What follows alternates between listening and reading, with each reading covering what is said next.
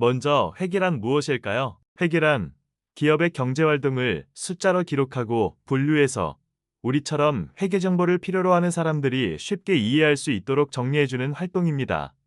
회계에서는 자산, 부채, 자본, 수익, 비용과 같은 항목들을 정리해서 보고서로 만드는데요. 이게 바로 의사결정에 중요한 자료가 되는 거죠. 회계의 목적은요, 기업에 투자하거나 돈을 빌려주는 외부 사람들이 그 회사의 상황을 잘 이해할 수 있도록 정보를 제공하는 데 있습니다. 둘째, 관리회계. 회사 내부 경영진이 경영계획을 세우고 성과를 평가할 때 활용합니다. 셋째, 세무회계. 이름 그대로 세금을 정확하게 계산하고 신고하는 데 필요한 회계입니다. 기본 원칙도 중요한데요. 발생주의 원칙. 돈이 실제로 오가지 않아도 거래가 발생했을 때 회계 처리합니다. 계속 기업의 원칙. 이 회사가 앞으로도 계속 운영될 거라고 가정하고 회계 처리합니다. 기간 귀속 원칙. 수익과 비용은 해당 회계 기간에 귀속시켜야 합니다. 객관성 원칙. 회계 정보는 객관적인 증거, 예를 들어 영수증이나 계약서 같은 걸 기반으로 해야 해요. 그리고 회계는 일정한 순서, 즉 회계 순환 과정을 따라 진행됩니다. 이 순환 과정은 다음과 같습니다.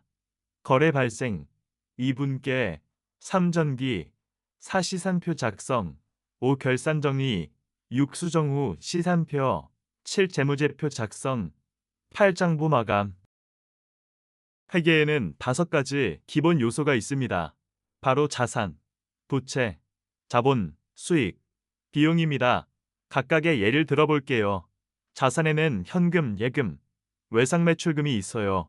부채는 외상매입금, 미지급금이 있고요. 자본은 자본금, 이익잉여금이 대표적입니다.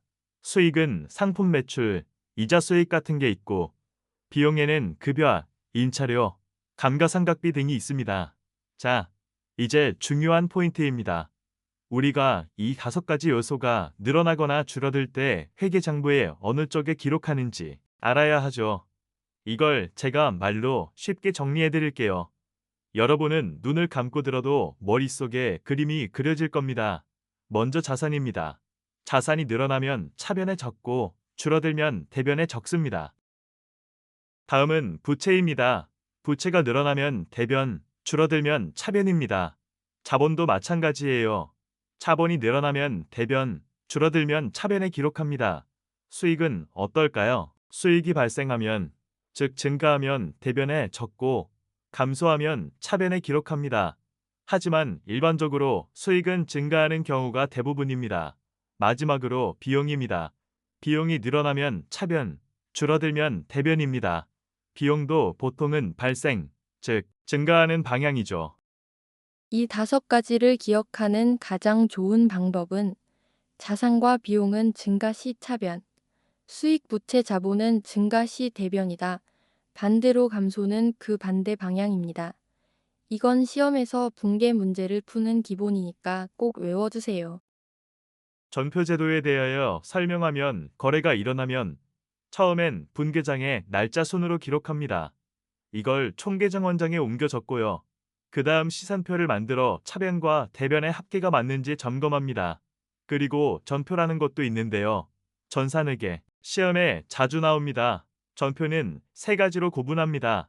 입금전표, 현금이 들어올 때 출금전표, 현금이 나갈 때 대체전표, 현금과 무관한 거래. 다음은 결산 및 재무제표 대하여 설명하겠습니다. 1년이 지나면 결산을 하게 됩니다. 결산에서는 감가상각을 하거나 성급 비용, 미지급 비용 등을 조정하고 재고조사도 반영합니다. 그리고 나서 재무제표를 작성하죠.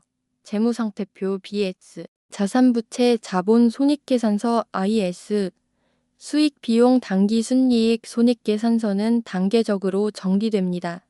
매출액, 매출원가, 매출총이익, 매출총이익, 판매비와 관리비, 영업이익, 영업이익, 영업외수익과 비용 법인세차 감전이익 마지막으로 법인세를 빼면 당기순이익 자본변동표, 자본이 어떻게 바뀌었는지 보여줍니다. 감가상각비란 감가상각비, 이름이 좀 길죠? 한마디로 말하면 기업이 구입한 건물이나 기계 같은 자산의 가치를 매년 조금씩 나눠서 비용으로 처리하는 것입니다. 예를 들어 볼게요. 여러분이 1,000만 원짜리 기계를 샀다고 생각해 보세요. 이걸 1년만 쓰고 버리진 않죠? 보통 5년 정도는 쓰겠죠? 그럼 이 기계의 가격을 한꺼번에 1년치 비용으로 처리하지 않고 5년 동안 나눠서 매년 200만 원씩 비용으로 처리하는 겁니다. 이렇게 매년 회계상 비용으로 기록하는 금액을 감가상각비라고 합니다. 감가상각 방법의 종류 그렇다면 감가상각을 계산하는 방식에는 어떤 것들이 있을까요? 크게 세 가지 방법이 있습니다. 1. 정액법 먼저 정액법입니다. 정액이란 말은 일정한 금액이란 뜻이에요. 즉, 매년 같은 금액을 감가상각비로 처리하는 방식입니다. 아까 1,000만 원짜리 기계를 5년 동안 쓰는 예로 보면 매년 200만 원씩 감가상각하는 거죠. 정리하면 자산가액 나누기 내용연수 감가상각비 자산가액 1,000만 원, 내용연수 5년이면 매년 200만 원입니다. 정률법 두 번째는 정률법입니다. 이건 잔액의 비율을 곱해서 감가상각비를 계산하는 방식이에요. 무슨 말이냐면 처음엔 금액이 크고 해가 갈수록 점점 감가상각비가 작아지는 구조입니다. 즉, 초기에 많이 깎고 점점 줄어드는 가속상각법이에요. 예를 들어 볼게요. 자산가액이 1천만 원이고 감가상각률이 40%라면 1년 차는 1천만 원의 40%, 즉 400만 원 2년 차는 남은 600만 원의 40%, 즉 240만 원 3년 차는 남은 360만 원의 40%, 즉 144만 원 이런 식으로 점점 줄어들죠. 생산량 비례법 세 번째는 생산량 비례법이에요. 말 그대로 사용한 양에 따라 감가상각비를 계산하는 방식이에요. 예를 들어 기계를 한 해 3만 개를 생산했고 총 생산량이 10만 개로 예상되었다면 자산가액이 1천만 원이면 1년차 감가상각비는 1천만 원 곱하기 3만 나누기 10만 300만 원이 되는 거예요. 많이 쓰면 많이 감가상각하고 적게 쓰면 적게 감가상각하는 방식이죠. 기타 상식 감가상각 대상 자산에는 건물, 기계, 차량, 기품 등이 있습니다. 하지만 토지는 감가상각하지 않아요. 왜냐하면 시간이 지나도 토지는 가치가 떨어지지 않기 때문이죠. 매출액부터 당기순이익까지 흐름을 이해해 보겠습니다. 눈으로 보지 않고 귀로만 들어도 괜찮아요.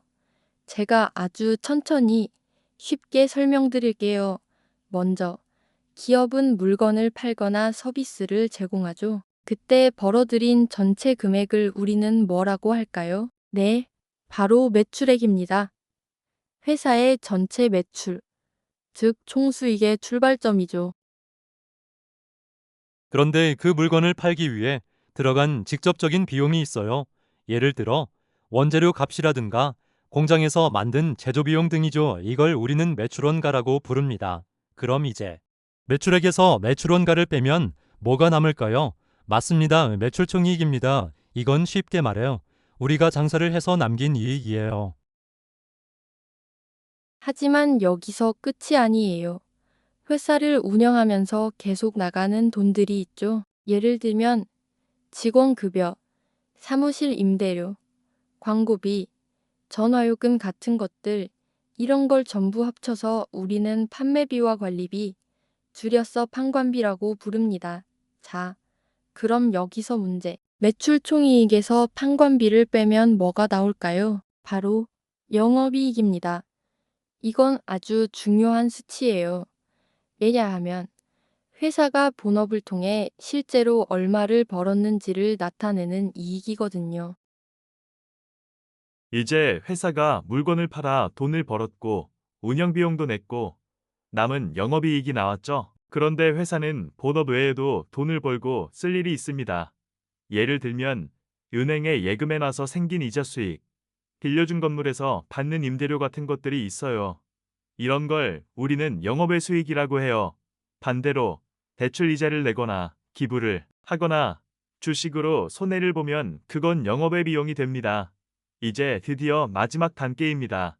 영업이익에 영업의 수익을 더하고 영업의 비용을 빼면 우리가 벌어들인 이익 중에서 법인세 내기 전의 이익, 즉 법인세 차감전 이익이 나옵니다. 마지막으로 세금을 내고 남는 게 바로 당기순이익입니다. 이게 뭐냐면 이번 회계 기간 동안 회사가 진짜로 벌어들인 최종 이익이에요. 말 그대로 순수익인 거죠. 간단하게 정리해 볼게요. 매출액, 우리가 번 돈 전체 매출원가, 물건 만들고 판 비용 매출총이익 판관비, 회사 운영비용 영업이익, 영업의 수익, 비용 법인세 당기순이익.